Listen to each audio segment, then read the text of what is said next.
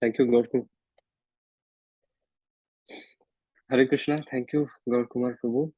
And Hare Krishna. Sorry, you have to bear with me this week also. But we have amazing readers today. And I have few requests for the readers.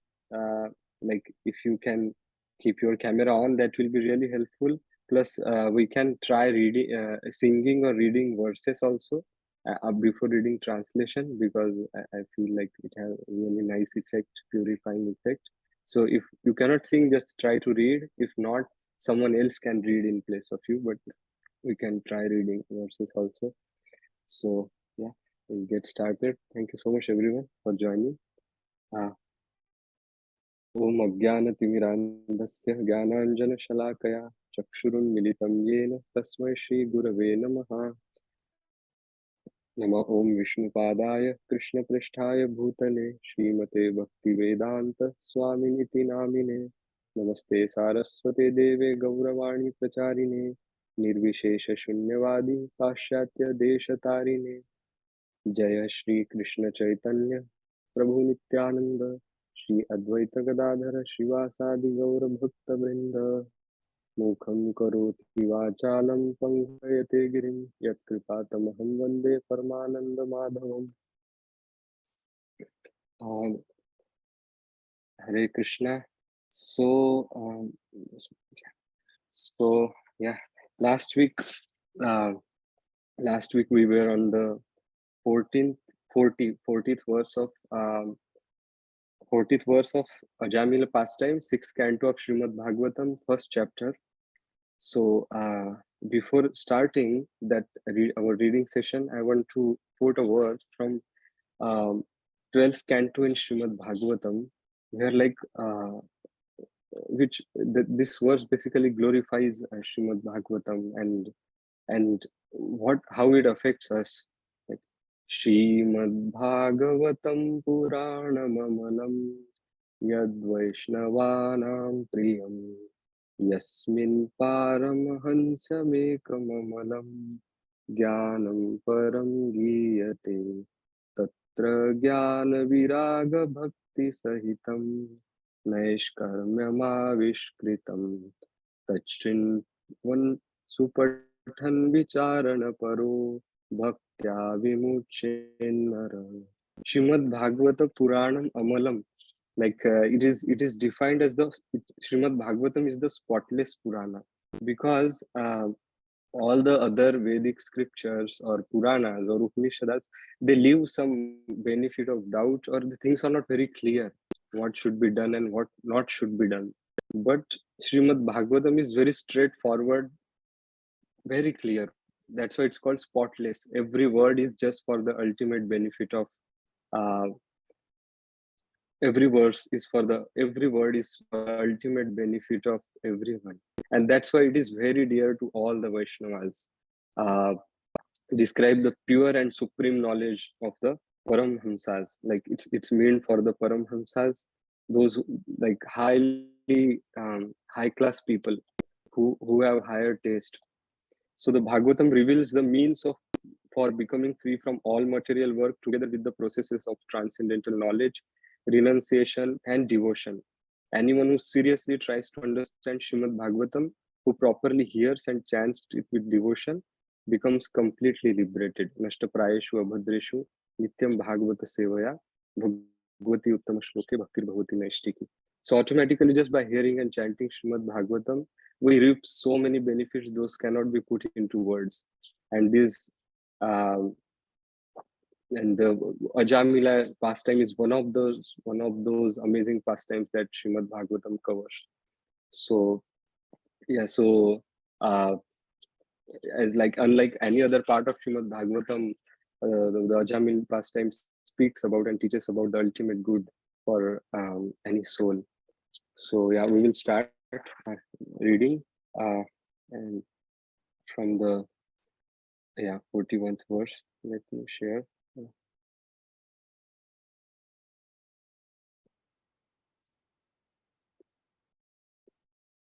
Yeah, my screen is visible, right? Yes, Prabhu. Okay, yeah. Yeah, so a quick recap of the last time. So the in the 11th verse is amazing. Here Shukdev Goswami is saying, "Karmana karma nistaro, nahi atyantika ishyate." Karmana karma nistaro. Karma creates more karma. That's the problem. Even like you are trying to perform some atonement, some activity for the atonement, but that activity itself will create new karma. And atyantika ishyate.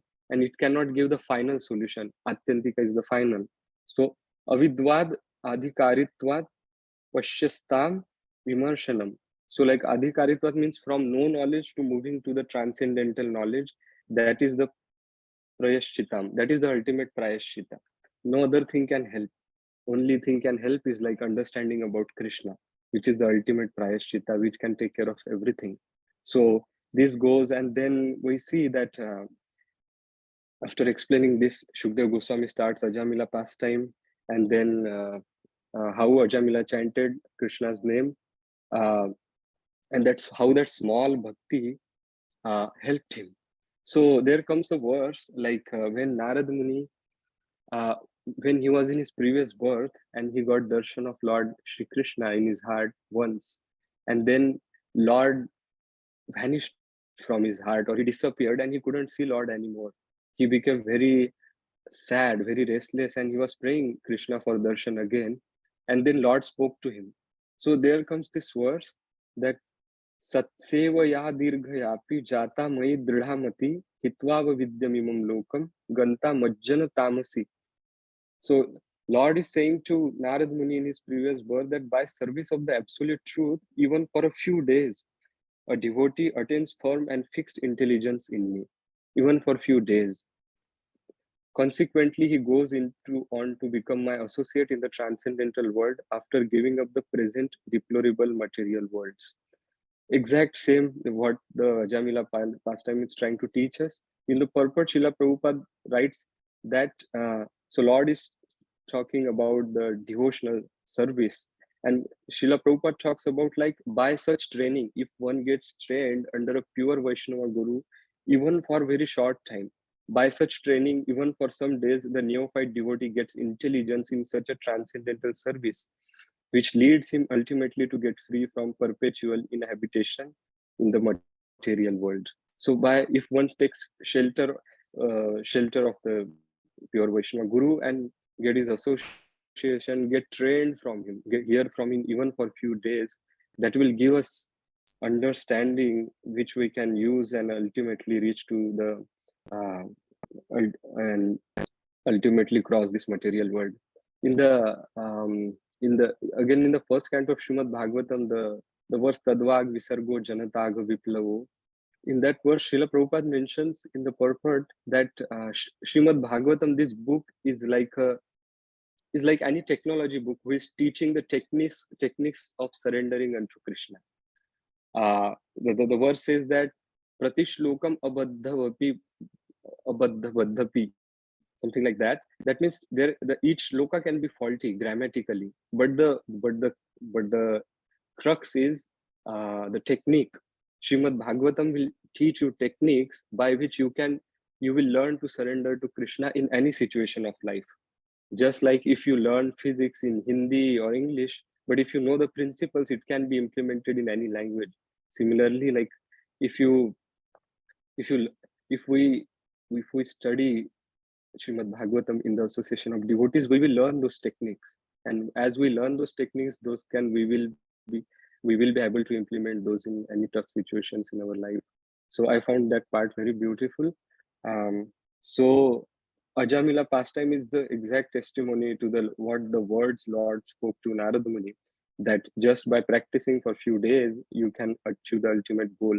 Similarly, at his last moment, Ajamila was chanted name Narayana, and because of his we had a lot of discussion around this last time, and first class of Gaur Kumar Prabhu as well. So after chanting Narayana, when he saw Yamadutas, Vishnu Dutas came, and then the discussion, the debate started. Um, so first, Yamadutas praised Vishnu Dutas that you look amazing, like a devatas, Siddha Sattama. Are you devatas or are you like demigods? Or are you the purest of devotees?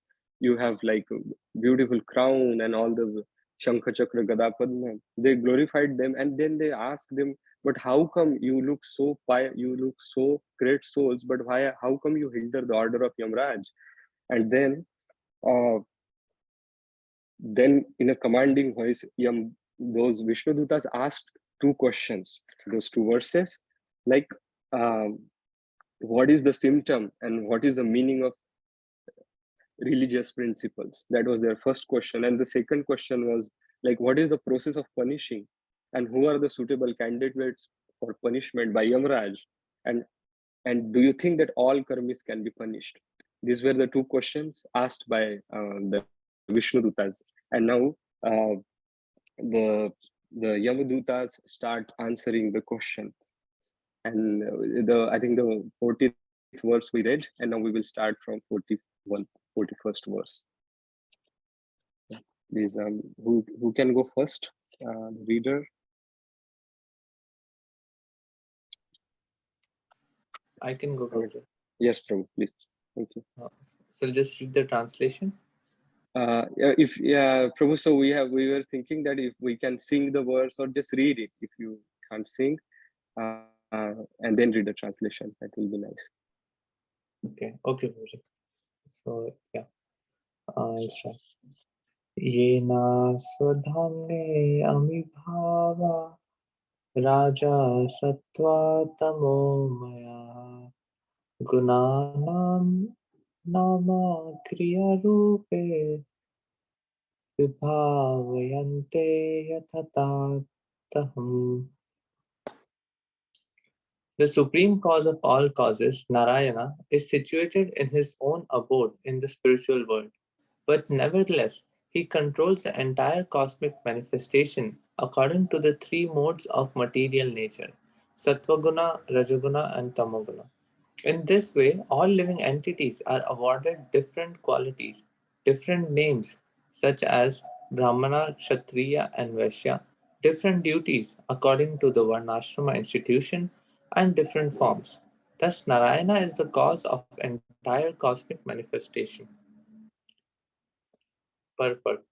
The Vedas inform us, na tasya karyam karanam cha vidyate, na tat samas chabhyati kas yadrishyate, parasya shakti vividhaiva shruyate, swabhaviki jnana bala kriya cha. Narayana, the Supreme Personality of Godhead, is almighty, omnipotent.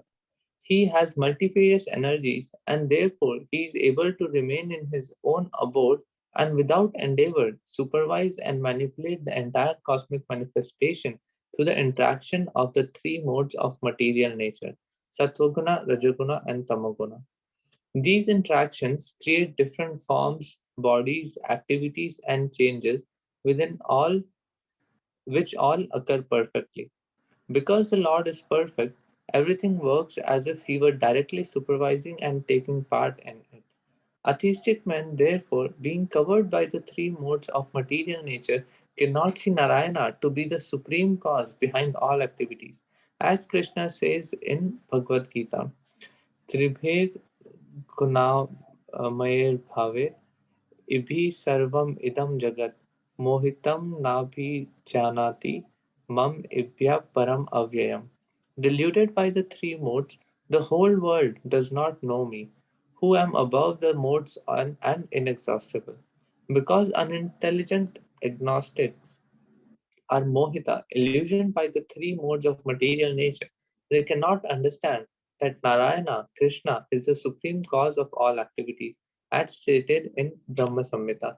Ishvara Parama Krishna Satchid Ananda Vigraha Anadiradir Govinda Sarva Karana Karanam.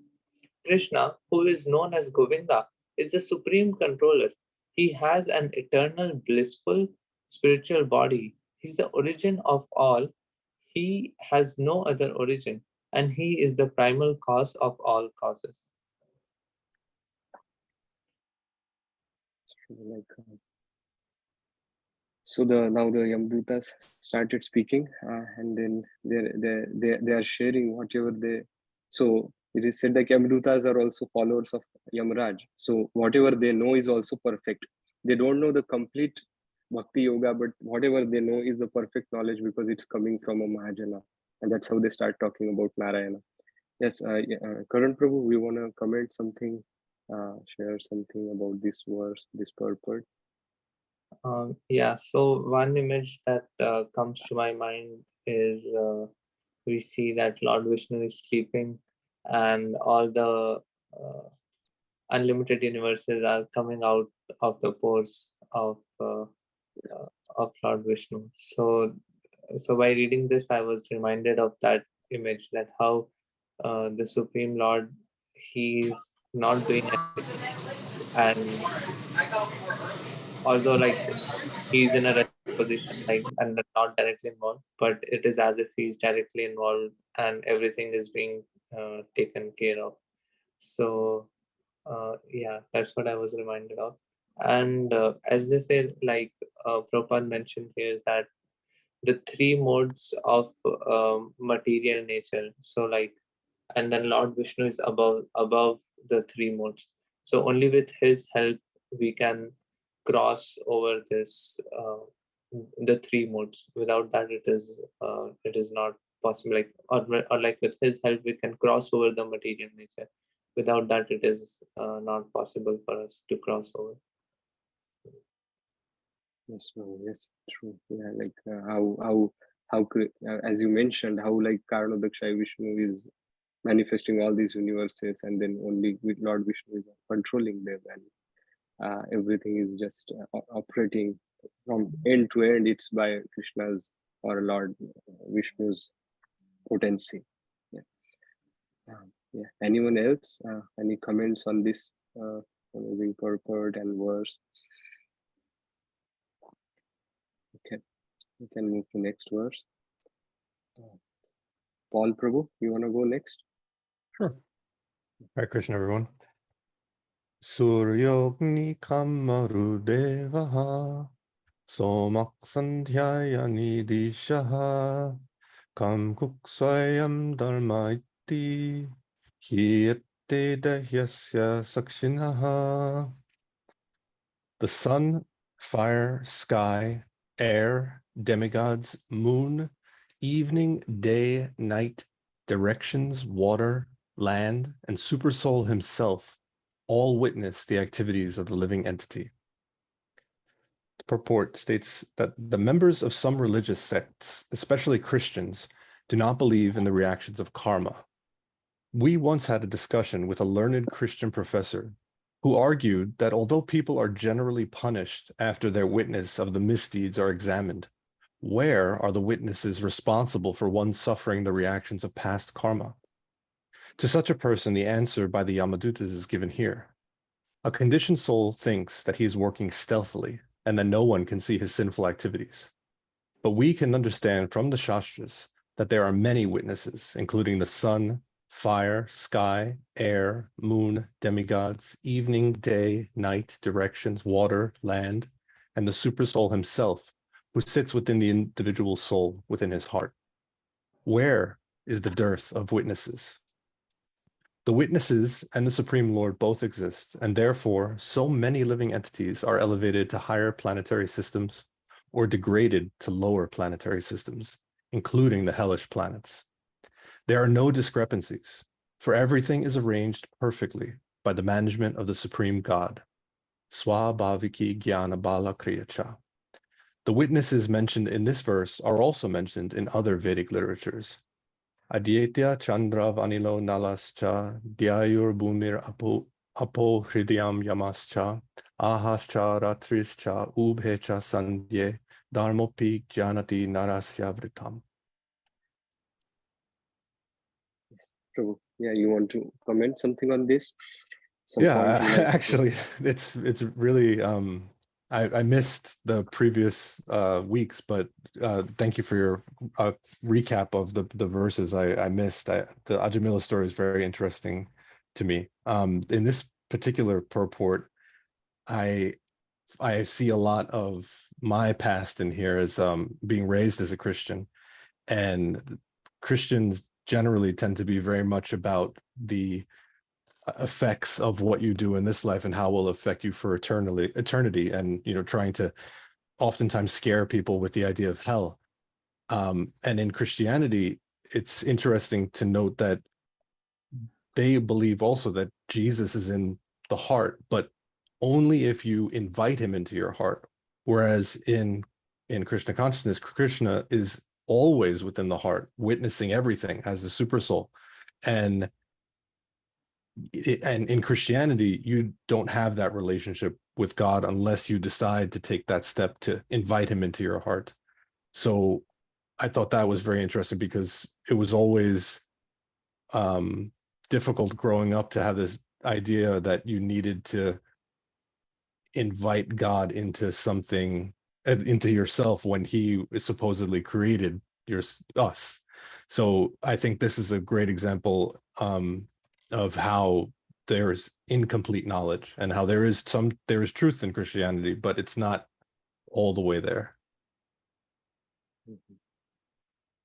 That was really amazing point, Prabhu. Thank you for sharing that Christianity, how they think of Jesus, that you can invite him in heart, but Krishna is always there with you. He never leaves. Yeah. And yeah, I really like that point. And this verse, I mean, it speaks like there are always witnesses. The last word, Aditya Chandra vo Anilo Nalascha. Like it says that Ubhe cha Sandhe, Ratrischa Ubhe cha Sandhe. They're Ahascha Ratrischa Ubhe cha Sandhe. Like day and night, they're like there observing you.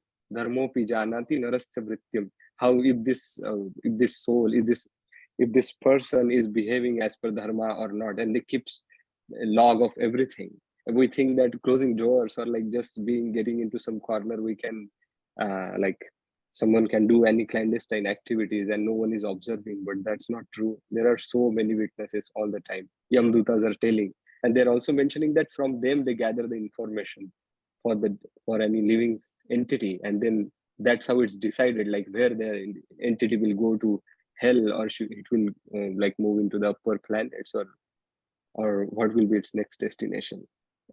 Amazing verse. Next one. Nupur Mataji or Sindhu Kanya, who can go? I can go. Okay. Okay. Eter adharmo vidyatah sthanam dandasya yujyate sarve karmanurodhena dandam arhanti karinah. The candidates for punishment are those who are confirmed by these many witnesses to have deviated from their prescribed regulative duties. Everyone engaged in fruitive activities is suitable to be subjected to punishment according to his sinful acts. Anything you want to reflect on this verse? Or I think this is a very heavy verse. It's I mean, it emphasizes on the fact that if you commit mistakes, you will be punished. But I think actually the first thing that came to my mind when I read this was Krishna is very merciful. So by chanting the holy name, we can be forgiven of these offenses and sinful acts, and we won't have to, suffer as maybe grave of a punishment that karma would have given us. So taking shelter of the holy name and praying and atoning for our sins in the way of prayer and chanting is the way to purify ourselves, and to also not have to go through the whole process of karmic reaction. it's amazing, like you just discussed the solution to this problem of getting punished. Yeah. In the in a lecture I heard about this verse that like we think that this there are scientific theories that like something came from nothing. There was Big Bang, and then everything was formed, and things are working automatically with some material forces. but the Lord system is in perfect harmony, and everything is like systematically recorded and taken care of, just as like it says that sthanam dandasya yujyate, at very proper place, as per proper with the consideration of the activities performed, and as per the proper place, the dandam or the punishment is decided for the performers of the sinful activities. So it's not random, not random at all. It completely depends as per the Bhagavad Gita and Srimad Bhagavatam. It's completely depends on your previous karma and karma in this life, and depending on that, one suffers or enjoys or have certain specific conditionings in the present body. Yeah, so 44th verse.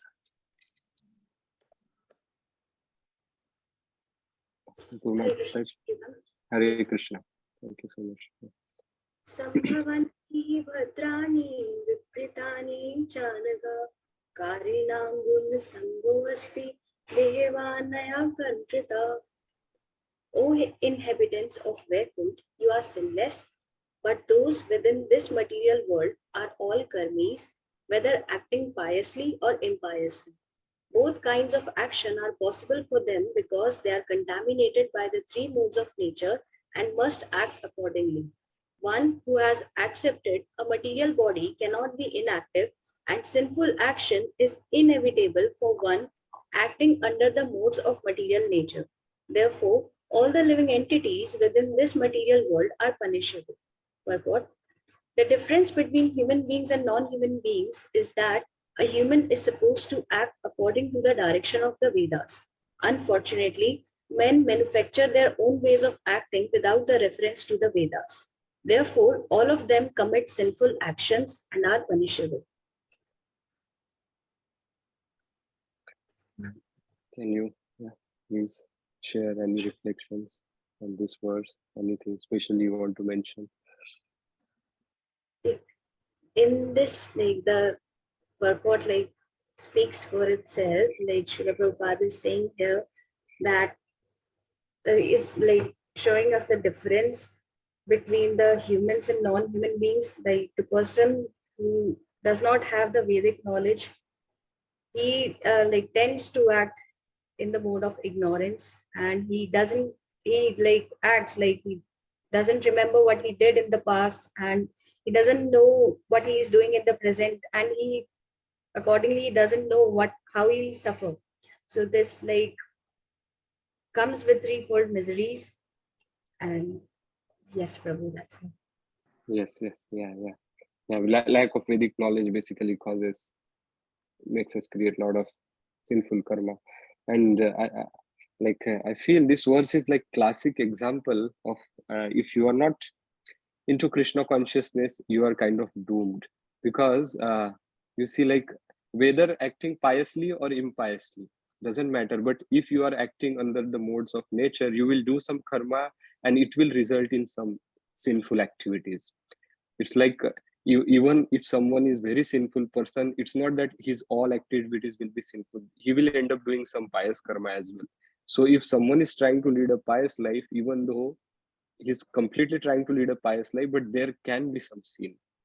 And that's why they say that every living entity within this material world who is under the modes of nature is punishable, because every living entity will end up doing some sin.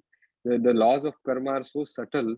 There are few examples given that, like, how you sit and what is your position of sitting and eating, that can also create karma. What is the position in which you you do your calls of nature, or like take urinate, or that thing also creates karma. Like um, how you look at others or what you think, this all small things can create karma, and ultimately it can add to as your sinful activity. So this is like a race condition which is unavoidable, like pap punya, and like it will just keep piling up. Yeah, that's what this verse is trying to tell. Yeah. Anyone has any reflection questions till now? uh, Anyone want to say something? I just want to add a couple of things here, Prabhu. So just in this translation, as you rightly mentioned, it says the sinful action is inevitable. That means whatever action we do, we will be bound to this material world and this material nature, because whatever we do, it's not that if we do something, as long as it's disconnected from God, whatever we do, we will incur some sinful action. So that's what this translation is saying. Sinful action is inevitable for one acting under the modes of material nature. So we are all acting under the modes of material nature. So sinful action is inevitable. So it's just a matter of time, you know. So I feel that also uh, this particular chapter talks about death in a very powerful way. So for karmis who are always performing sinful actions knowingly or unknowingly, death comes as an axe, you know. So that's why when the Yamadutas came, it was like an axe for Ajamila. He became very, very fearful. And for Gyanis or yogis, death comes as a tool, because they know that this material world is a suffering. So for them, death is a tool which will take them to some other place. So for karmis, it's an axe. For Gyanis, it's a tool. And for devotees, it is actually an invitation. Death comes as an invitation, either from Krishna or from the Vishnu Dutas. Like we see this in all the pastimes. In the like further in chapter 3, we'll see Ajamila also, the Vishnu Dutas, like towards the end of his life, after he gets the second chance, he goes back. And even Dhruva Maharaj also we see. So death comes like an invitation from the Supreme Lord himself to take us back to Vaikuntha. So these are three ways that we can look at death. So as Vamshidhar Gopal Prabhu mentioned so nicely, that the only way is remembering Krishna, chanting Krishna, as Sindhu Kanya Mataji also mentioned, chanting Krishna's holy names. So the only way for us is to somehow always remember Krishna, because as long as we are doing that, we will not incur any sinful actions. But if you're not doing that, sinful action is inevitable. It's just a matter of time. So just wanted to mention that. Thank you, Prabhu. Yes, Sundari Sakya Mataji, please. Gaurakumar Prabhu was talking about this analogy of death. So I remember something I read, I think in Dhruva Maharaj's pastime, this analogy is given that Yamaraj comes to take, to see Dhruva Maharaj, towards Dhruva Maharaj, just before he's about to board the plane. And so it's mentioned that Dhruva Maharaj is not afraid to see Yamaraj. He goes towards Yamaraj and puts his head at his feet. So in that, I think the purport, Prabhupada writes this, that so for a cat, for a kitten, the cat's mouth is a very soft place of shelter, and for a rat, it's like the opposite. So that's how devotees see death. Yes, amazing. Yeah, thank you so much, Sundari Sakya Mataji, Gaurakumar Prabhu, for nicely elaborating this point, because it directly talks about the pain of death and then moving to another body. So yeah, amazing. Next verse. Yeah, 45th. I think it's Karan Prabhu again. येन यावन् यतो धर्मो वेहा संहिता स एवा तत्फलं भुङ्क्ते तथा तावद् अमृता वै. In proportion to the extent of one's religious or irreligious actions in this life, one must enjoy or suffer the corresponding reactions of his karma in the next. As stated in Bhagavad Gita 14.18, Urdhvam gachanti sattvasa madhye tishtanti rajasa jaganyaguna virtista adho gachanti tam asa. Those who act in the mode of goodness are promoted to higher planetary systems to become demigods. Those who act in an ordinary way and do not commit excessively sinful acts remain within this middle planetary system. and those who perform abominable sinful actions must go down to hellish life. Uh, yeah, so it's like basically this verse is explaining about the law of karma, like how we act in this life. That's the destination we are creating our destination for the future life at every moment. The way we act. And I think as like we discussed in the previous verse, Gautama also mentioned. So anything we do in this world, it will constantly create karma for us, and whether it is good or bad, we will be bound in this cycle of birth and death. If we act in like goodness, we are promoted to higher planetary systems, but that is also like not a permanent position. We again have to come down, and that cycle continues forever. However, the only way is like Prabhuji was mentioned, was remembering Krishna to get out of this cycle of birth and death.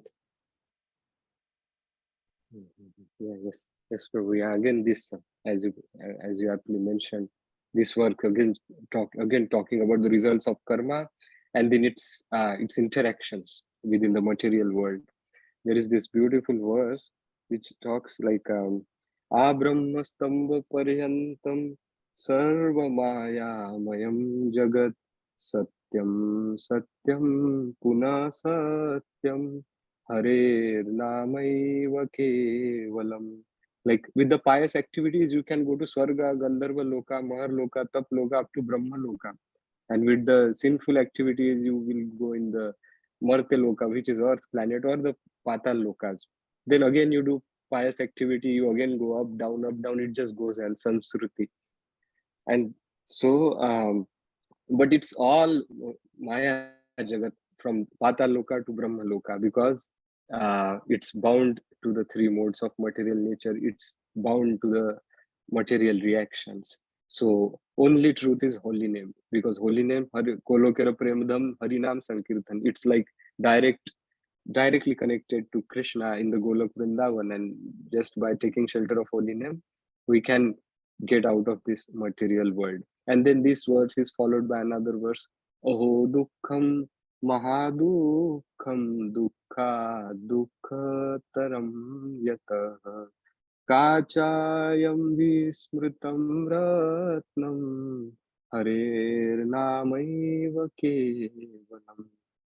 It is such a like many Bhagavatam verses, this verse says that like it is so sad, like people, even though we have opportunity to understand about holy name, understand about Lord through Srimad Bhagavatam, but aho dukkham mahadukkham, this is the greatest sorrow actually, that kachayam vismritam ratnam, we consider a precious stone or a diamond as a piece of glass and just throw it away. We don't reserve it or take care of it.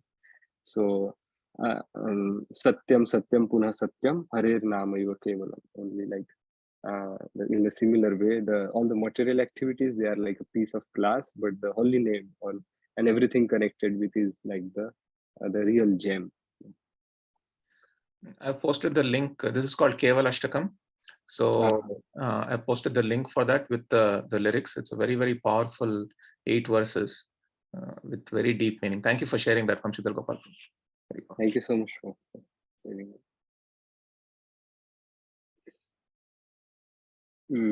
Paul Prabhu. Yate hadeva pravaras trividyam upalabhyate bhute shuguna vachiryat tatayat tatanyatra numiyate.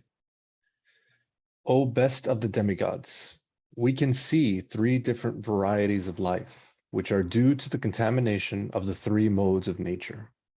The living entities are thus known as peaceful, restless, and foolish, as happy, unhappy, or in between, or as religious, irreligious, and semi-religious.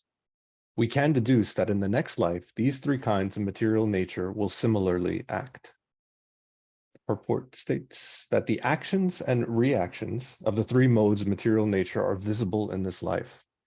For example, some people are very happy, some are very distressed, and some are in mixed happiness and distress. This is the result of past association with the modes of material nature, goodness, passion, and ignorance. Since these varieties are visible in this life, we may assume that the living entities, according to their association with the different modes of material nature, will be happy, distressed, or between the two in their next lives also. Therefore, the best policy is to disassociate oneself from the three modes of material nature and be always transcendental to their contamination. This is possible only when one fully engages in the devotional service of the Lord. As Krishna confirms in Bhagavad Gita, chapter 14, verse 26, Mam chayo vibhya charena bhakti yogena sevate sagunam samatyan dyaitan brahma bhuyaya kalpate. One who engages in full devotional service, who does not fall down under any circumstance, at once transcends the modes of material nature and thus comes to the spiritual platform. Unless one is fully absorbed in the service of the Lord, one is subject to the contamination of the three modes of material nature, and must therefore suffer from distress or mixed happiness and distress.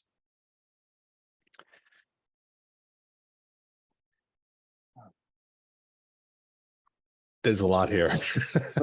There's definitely a lot going on here.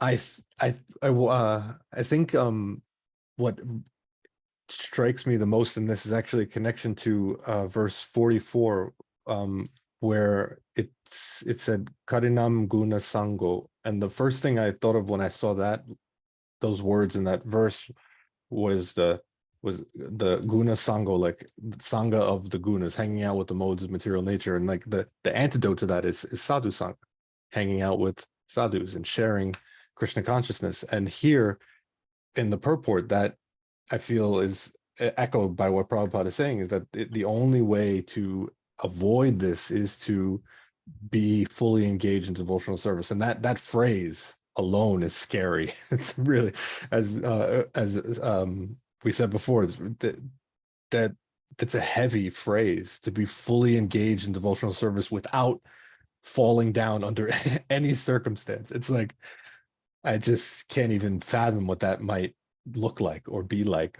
But by associating with devotees and trying to endeavor as much as we can, and chanting and all of the things related to, Padasevanam, we can escape this, the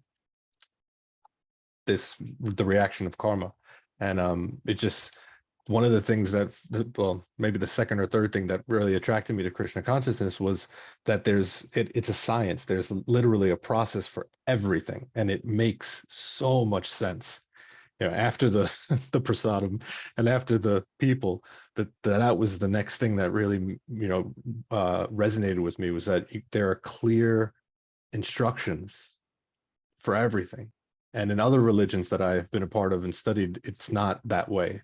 The things are just given to you and you're supposed to just take it for granted. But here, everything's explained. And I find it interesting that in almost all the Bhagavatam purports where he's quoting verses, Prabhupada always goes back to the Gita, because the Gita is that conversation where Krishna is telling Arjuna literally how to get out of and do these things to follow Dharma. And it just makes so much sense.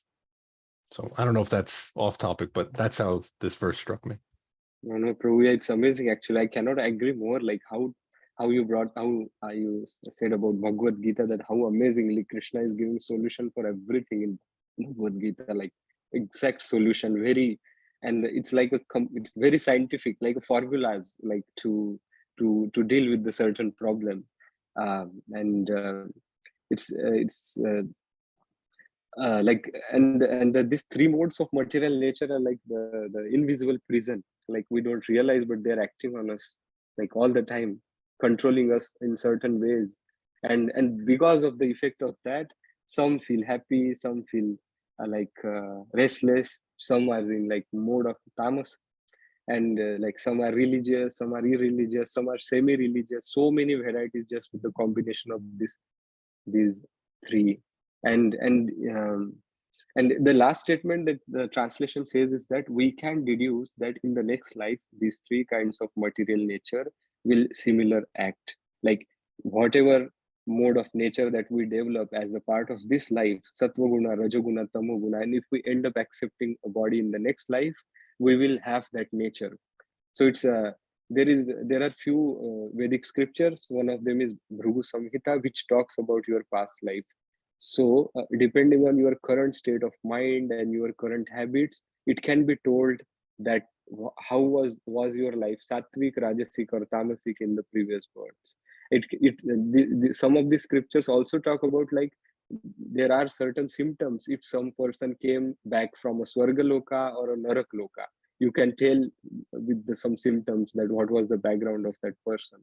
So it says that like uh, I mean, it's exactly relating like how our past activities is deciding our present, and how our present activities will for sure decide our future.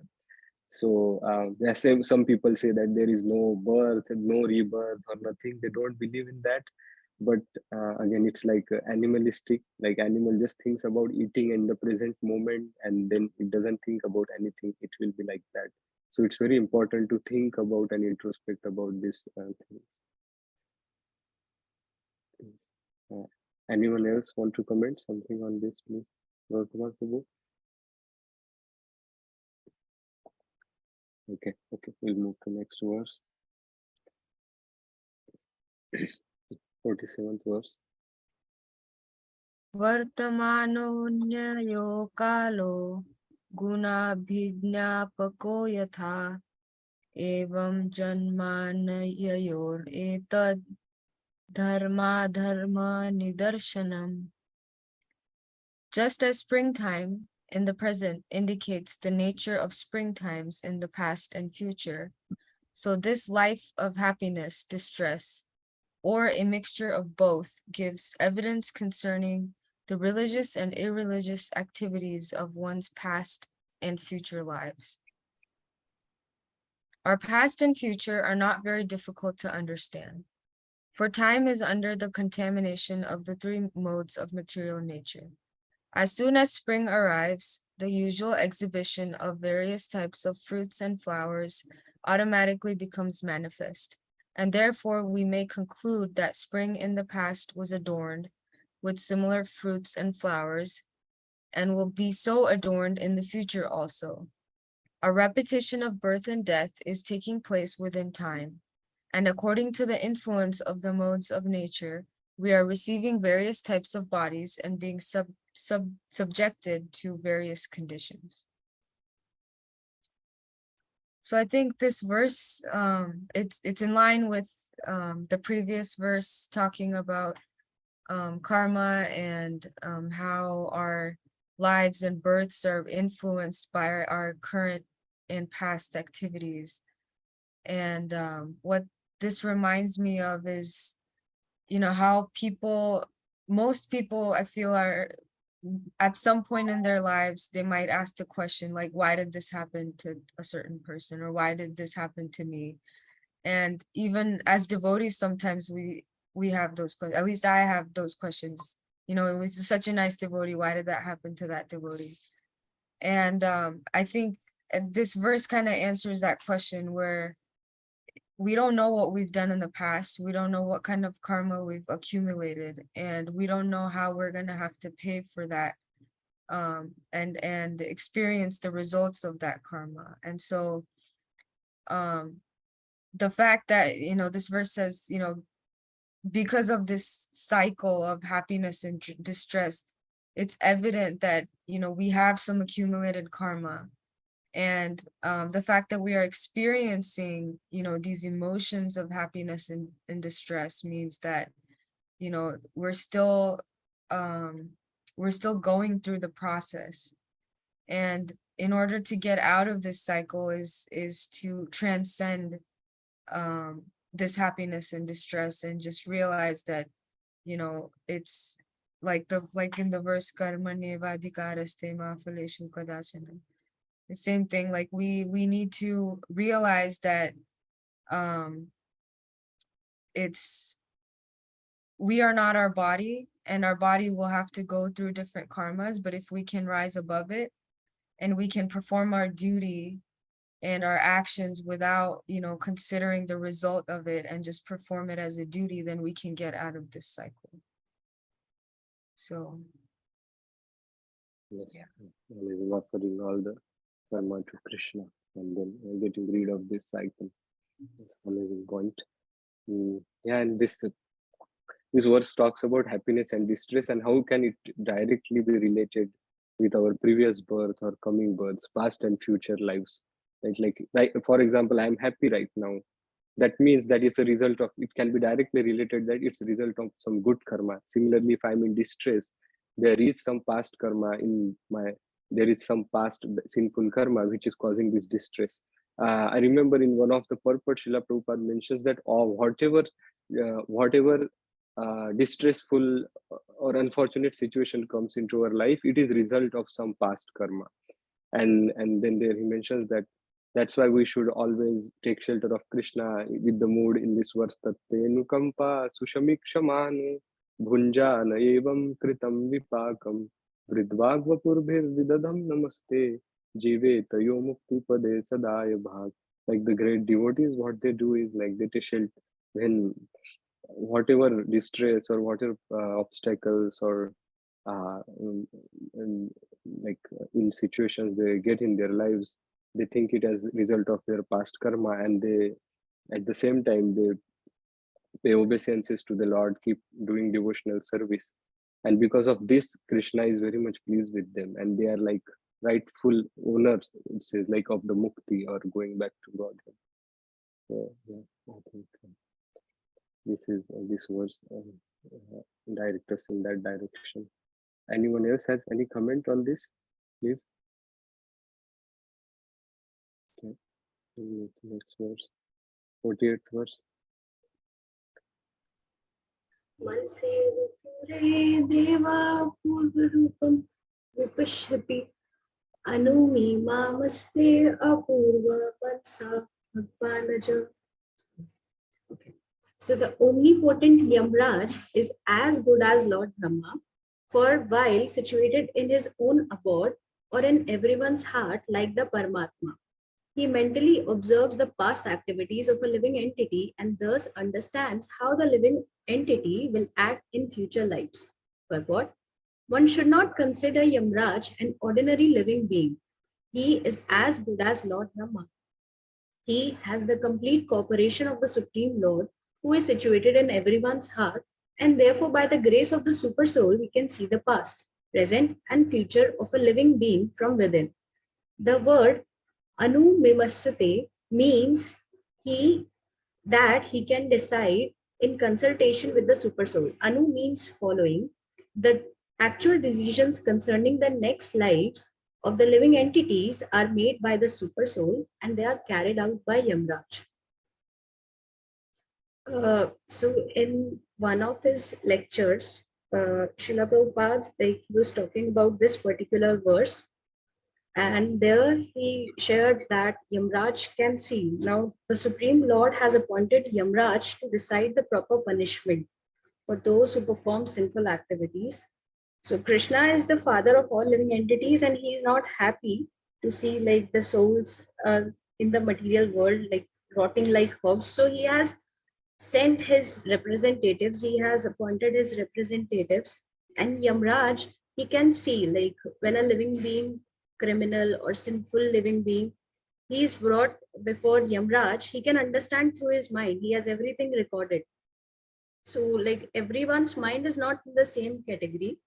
So there are difference of mind also according to the position. So like the high court judge mind and ordinary person's mind, they are different. The judge can immediately understand what is the position. So this is also the gift of Krishna.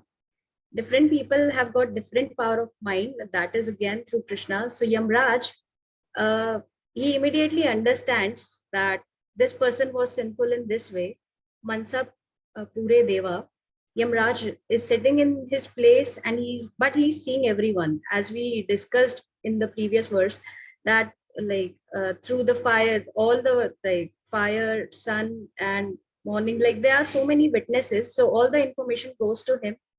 And therefore in this verse, like he is described as powerful as Bhagwan, because he can remember. That is also a special part.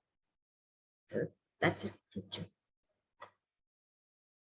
Yes, yes, yeah. Thank you so much. And that example of Supreme Court judge and the ordinary person is really relatable, as the judge is like he's empowered in a way of power, as well as his intellectual abilities are also more than the ordinary person. Similarly, Amraj is like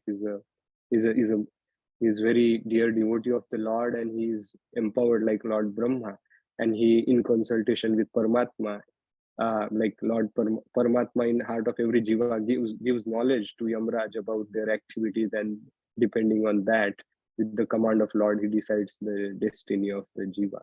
So, yeah, thank you so much for sharing that realization. Uh, Anyone else have any comment on this? Yeah, verse 49th. Karan Prabhu.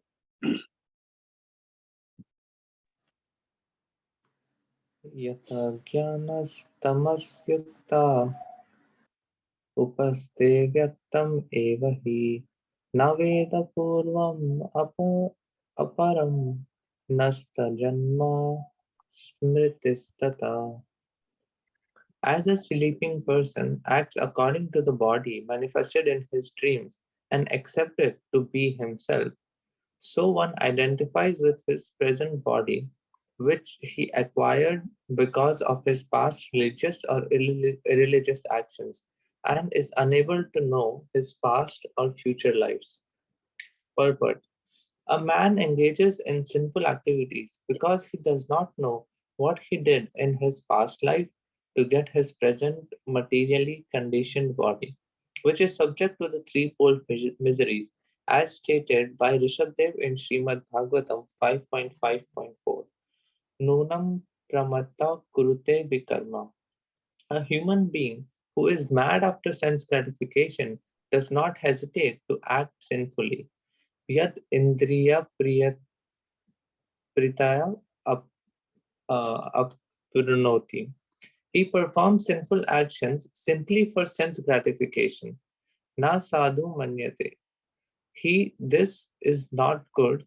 Yata atmano ayam asana api kleshada e asadeha.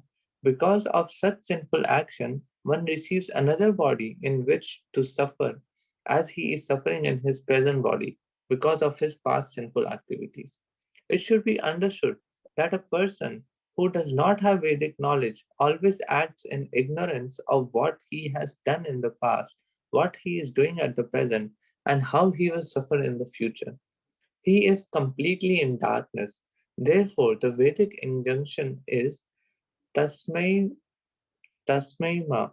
Don't remain in Tamasai Ma, don't remain in darkness. Jyotirgama. Try to go to the light.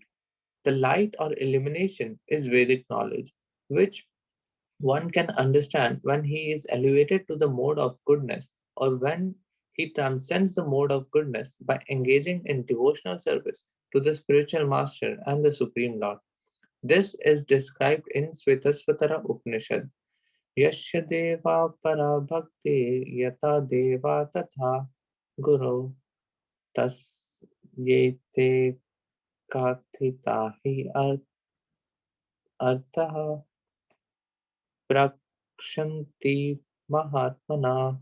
Unto this, those great souls who have implicit faith in both the Lord and the spiritual master are the imports of Vedic knowledge. Uh, all the imports of Vedic knowledge are automatically revealed. The Vedas enjoin Tata Vidyanartham Sa Gurum Eva Gachid. One must approach a spiritual master who has full knowledge of the Vedas and be faithfully directed by him in order to become a devotee of the Lord. Then the knowledge of the Vedas will be revealed. When the Vedic knowledge is revealed, one need no longer remain in the darkness of material nature. According to his association with the material modes of nature, goodness, passion, and ignorance, a living entity gets a particular type of body. The example of one who associates with the mode of goodness is a qualified Brahmana. Such a Brahmana knows past, present, and future because he consults the Vedic literature and sees through the eyes of Shastra Chakshu. He can understand what his past life was, why what his past life was, why B is he the present body, and how he can obtain liberation from the clutches of Maya and not accept another material body. This is all possible when one is situated in the mode of goodness. Generally, however, the living entities are engrossed in the modes of passion and ignorance. In any case, one receives an inferior or superior body at the discretion of the Supreme Personality of Godhead, Paramatma. As stated in the previous verse, Manis, Manasa eva pure deva purva rupam vipasyati anumimamaste apurvam manasa bhagwan aja. Everything depends on Bhagwan or Aja, the unborn. Why doesn't one please Bhagwan to receive a better body? The answer is Ajanas Tamasa, because of gross ignorance. One who is in complete darkness cannot know what his past life or what his next life will be. He is simply interested in present body. Even though he has a human body, a person in the mode of ignorance and a person in the mode of ignorance and interested only in his present body is like an animal. For an animal, being covered by ignorance thinks that the ultimate goal of life and happiness is to eat as much as possible. A human being must be educated to understand his past life and how he can endeavor for a better life in the future.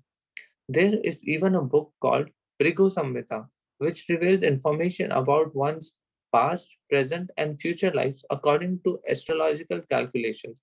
Somehow or other, one must be enlightened about this past, present, and future.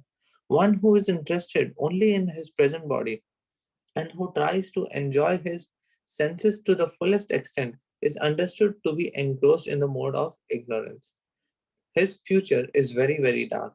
Indeed, the future is always dark for one who is grossly covered by ignorance, especially in this age. Human society is covered by the mode of ignorance, and therefore everyone thinks his present body to be everything without consideration of the past or future.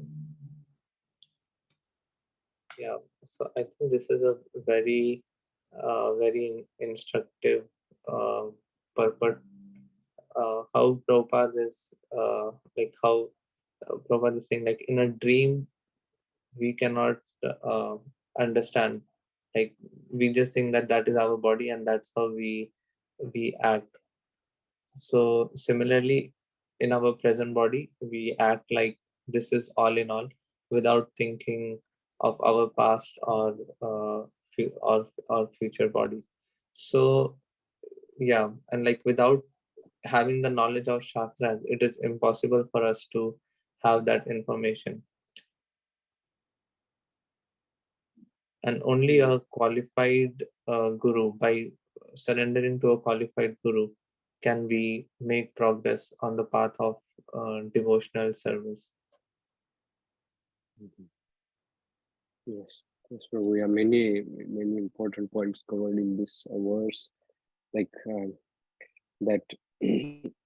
mm, like it's like a dream. Like in dream, we accept many bodies, and then uh, identifies with the body in the dream.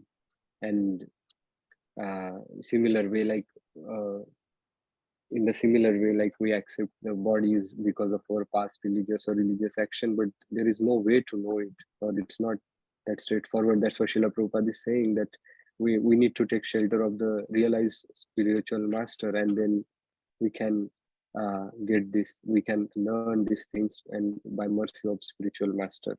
in Bhagavad Gita, Lord Shri Krishna talks about karma, vikarma, and and then akarma, right? Akarma is, so Srila Prabhupada very nicely, I mean, in a lecture I was hearing that Srila Prabhupada translate karma as fruitative activity. It's always with the intention of some fruit. Some fruit means some karma. Karma means like a fruitative activity, and it will create some results, either religious or irreligious, sinful or pious, and then that it will keep adding to more karma, leading to more activities, and it will just go on. But that's why vikarma is like the prohibitions, the activities we should avoid. Lord Shri Krishna talks about vikarma, that we should understand vikarma, karma, and then akarma is the devotional activities. So vikarma will prevent us from creating more karma, but akarma is like it will prevent from creating new karma, but it will destroy our old karma as well. So it is important to understand the meaning of karma, akarma, and vikarma, and how that can be implemented in our lives. Anyone else want to comment on this? Next one. 49.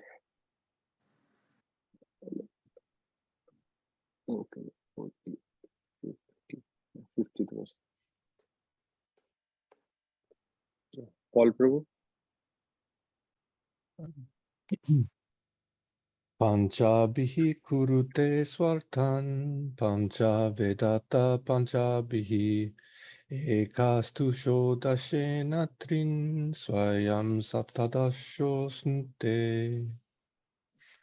Translation. Above the five senses of perception, the five working senses, and the five objects of the senses is the mind, which is the 16th element. Above the mind is the 17th element, the soul, the living being himself, who, in cooperation with the other 16, enjoys the material world alone. The living being enjoys the three kinds of situations, namely happy, distressful, and mixed. Purport states that everyone engages in work with his hands, legs, and other senses just to achieve a certain goal according to his concocted ideas. One tries to enjoy the five sense objects, namely form, sound, taste, aroma, and touch, not knowing the actual goal of life, which is to satisfy the Supreme Lord. Because of disobeying the Supreme Lord, one is put into material conditions, and then he tries to improve his situation in a concocted way, not desiring to follow the instructions of the Supreme Personality of Godhead.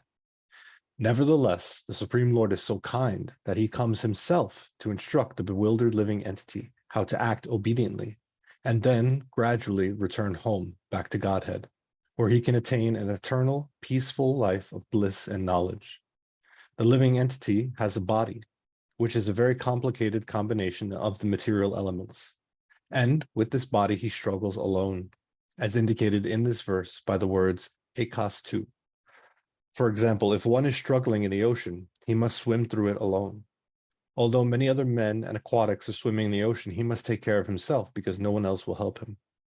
Therefore, this verse indicates that the 17th item, the soul, must work alone. Although he tries to create society, friendships, and love, no one will be able to help him but Krishna, the Supreme Lord. Therefore, the only concern should be how to satisfy Krishna.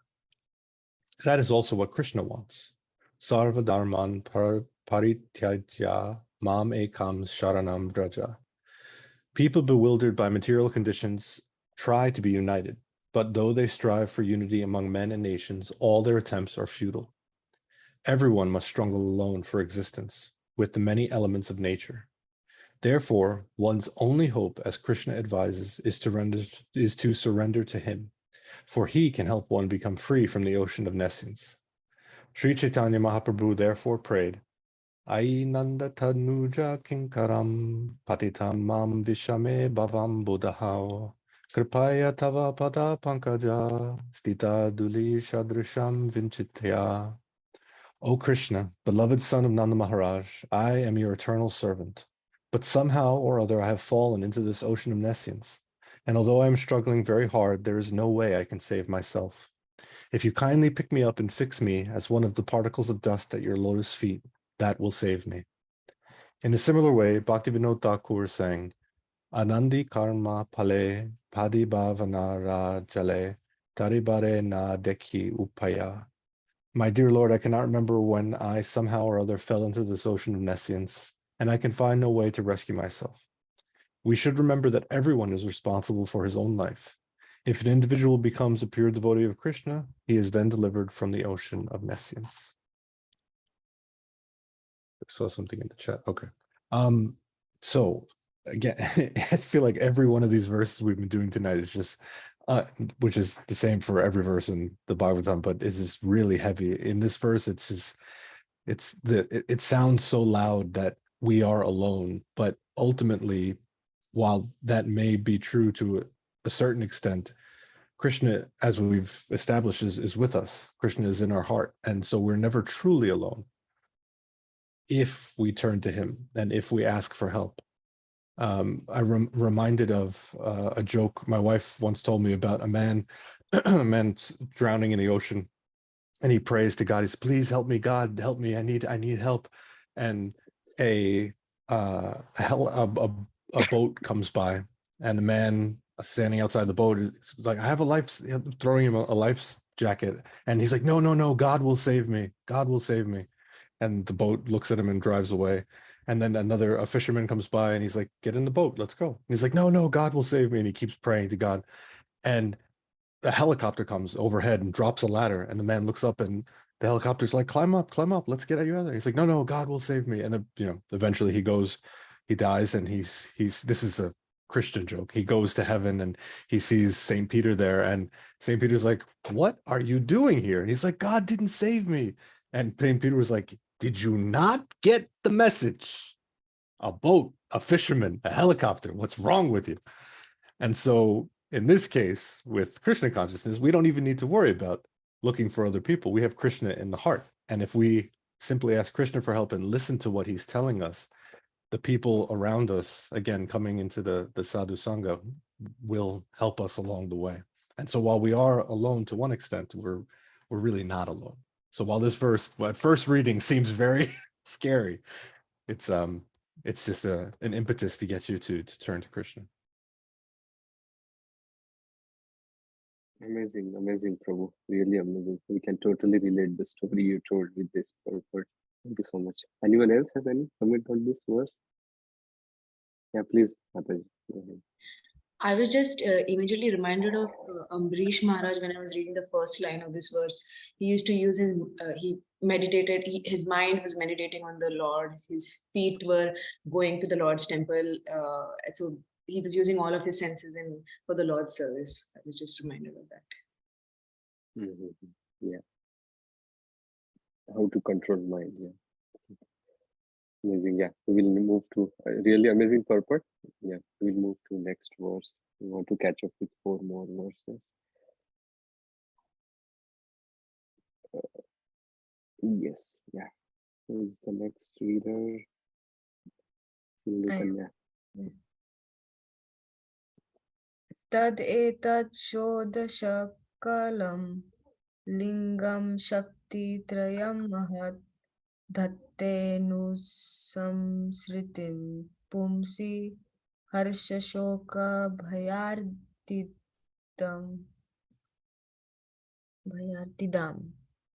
The subtle body is endowed with 16 parts, the 5 knowledge-acquiring senses, the 5 working senses, the 5 objects of sense gratification, and the mind. This subtle body is an effect of the 3 modes of material nature. It is composed of unsurmountably strong desires, and therefore it causes the living entity to transmigrate from one body to another in human life, animal life, and life as a demigod. When the living entity gets the body of a demigod, he is certainly very jubilant. When he gets a human body, he is always in lamentation.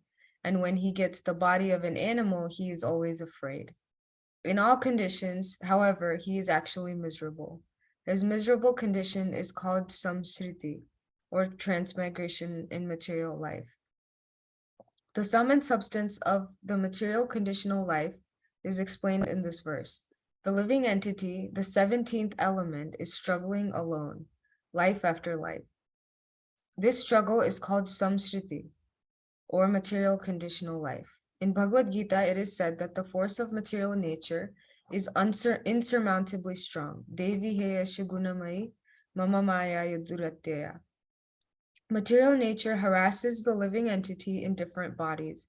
But if the living entity surrenders to the Supreme Personality of Godhead, he becomes free from this entanglement. As confirmed in Bhagavad Gita, Mam eva ye prapadyante mayam etam tarantite. Thus his life becomes successful.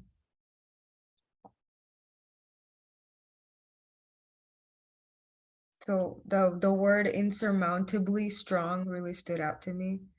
In the end, the material energy is Krishna's energy, and Krishna being the all-powerful, his even Maya is, you know, all-powerful in a way, and like stated in the purport, Prabhupada says that we can only overcome it by performing devotional service.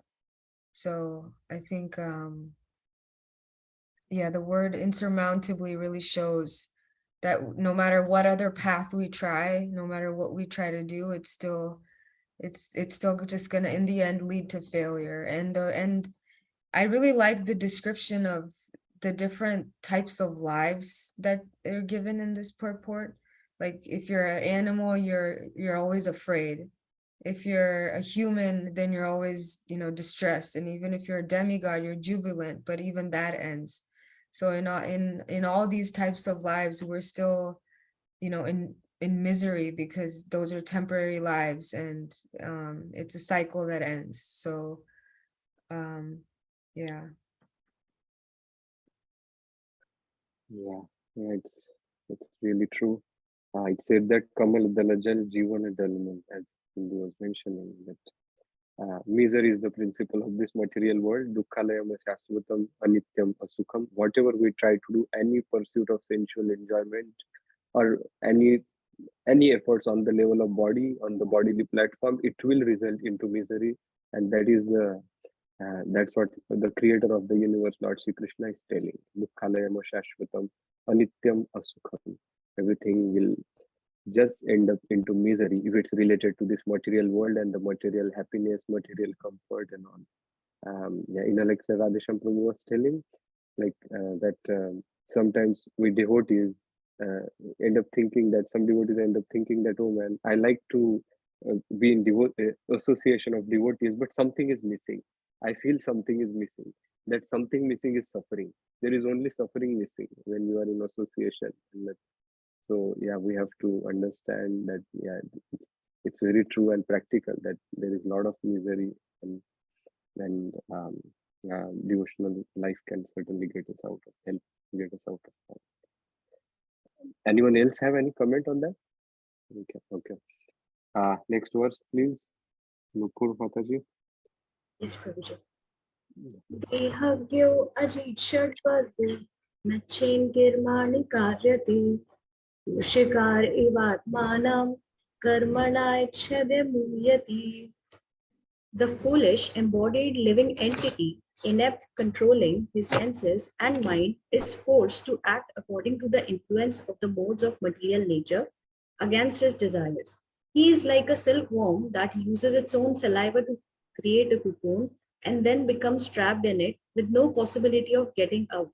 The living entity traps himself in a network of his own fruitive activities and then can find no way to release himself.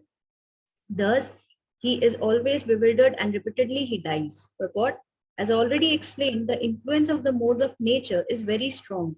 The living entity entangled in different types of fruitive activity is like a silkworm in a cocoon. Getting free is very difficult unless he is helped by the Supreme Personality of Godhead. So, in his lecture again, Srila Prabhupada says that this is the position of us all being living entities. We cannot control our mind, we cannot control our senses, especially the karma indriyas. So in one of his bhajans, Srila Bhakti Vinod Thakur sang Tara Madhyaye Jiva Ati Lobha Moe Sudurmati. So among all the senses, tongue, the taste, it is very strong. So if one can control the tongue, so we are attracted, like the tongue, it makes us, like it tempts us for different things.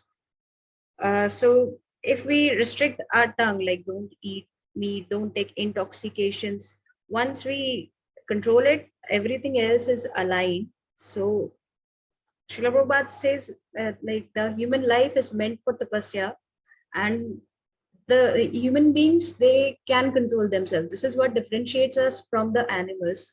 Cats, dogs, everyone has body, but human body is meant for controlling. It is us who can control, and this starts with controlling the karmendriya, and that starts with controlling the tongue.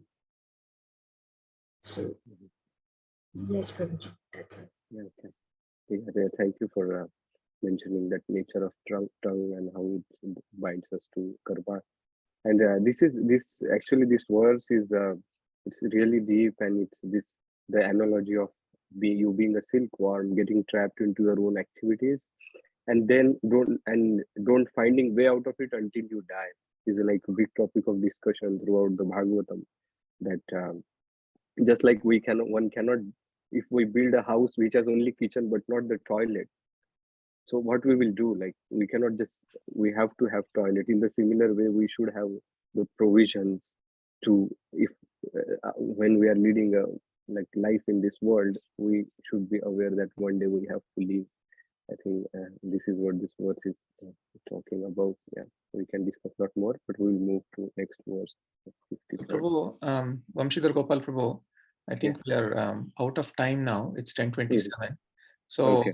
I think we can finish the next three verses. We are in a section called the conversation between Yamadutas and Vishnudutas, and we can continue this next week also. I just wanted to mention that, as some of you mentioned, this is a series of verses which sound very strong.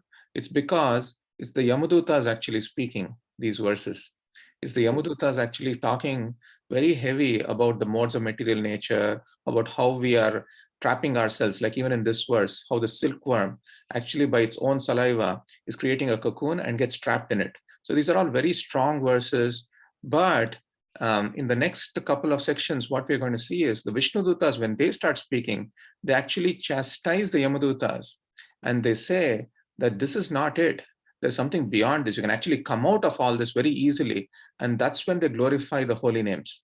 That's when the Vishnudutas actually glorify the holy names. And then they talk about how easy it is to come out of this cycle also in the association of devotees, in the presence of the holy names, and so on. So please don't think that these are heavy verses for sure, but these are coming from the Yamadutas who don't have complete knowledge of the power of the holy names. So just wanted to throw it out there. So thank you so much, Vamshidhar Gopal Prabhu. I think again, you did a wonderful job leading this discussion and so nicely brought out so many points. Yeah, so thank you. Thank you, Prabhu. Actually, thanks to the readers, I mean, they shared so many amazing points. It was really inspiring session today, and of course, thanks to Gaur Kumar Prabhu, who is behind everything. But Paul Prabhu, Karan Prabhu, Nupur Mataji, Sindhu Kanya, thank you so much for your amazing points and comments.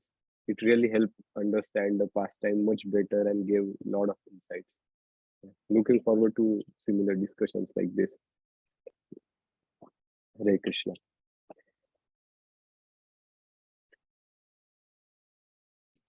ग्रंथराज Shrimad Bhagavatam की जय। जय। श्रीला प्रभुपाद की जय। जय।